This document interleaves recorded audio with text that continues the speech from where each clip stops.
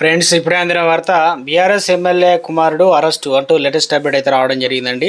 So ఆ వివరాలు ఏంటనేది వీడియోలో తెలుసుకుందాం. వీడియోని స్కిప్ చేయకుండా పూర్తిగా చూడండి. కంప్లీట్ ఇన్ఫర్మేషన్ అయితే అర్థమవుతుందండి. మరోసారి ఛానల్ వస్తే తప్పకుండా సబ్స్క్రైబ్ చేసుకొని bell button all notification activate చేసుకోండి. చూస్తున్నారు కానీ లైక్ చేయడం మర్చిపోతున్నారండి. దయచేసి లైక్ చేయండి. ఇక లేట్ చేయకుండా వీడియోలోకి అయితే వెళ్ళిపోదామండి. మనం వైరా బీఆర్ఎస్ మాజీ ఎమ్మెల్యే రాముల్ నాయక్ కొడుకుని జీవన్ లాల్ను సిబిఐ అరెస్ట్ అయితే చేసింది. హైదరాబాద్ ఐటీ ఎక్స్ప్లోరేషన్ కమిషనర్గా విధులు నిర్వహిస్తున్నటువంటి జీవన్ లాల్ ట్యాక్స్ అప్పీల్ పైన అనుకూల నిర్ణయం తీసుకునేందుకు ఒక కంపెనీ నుంచి 70 లక్షల డిమాండ్ చేశాడనే ఆరోపణలు అయితే వచ్చాయి. దాంతో కేసు నమోదు చేసిన అధికారులు జీవన్ లాల్ సహా శ్రీకాకుళానికి చెందిన శ్రీరామ్, పలిశెట్టి, విశాఖపట్నం చెందిన నట్టవీర నాగా, శ్రీరామ్ గోపాల్, ముంబైకి చెందినటువంటి షాపూజీ, పల్లోలజీకి విరల్ కాంతిలాల్ మొహతా, సాజిద్ మజహర్ హుస్సేన్ షాలను అరెస్ట్ అయితే చేశారు.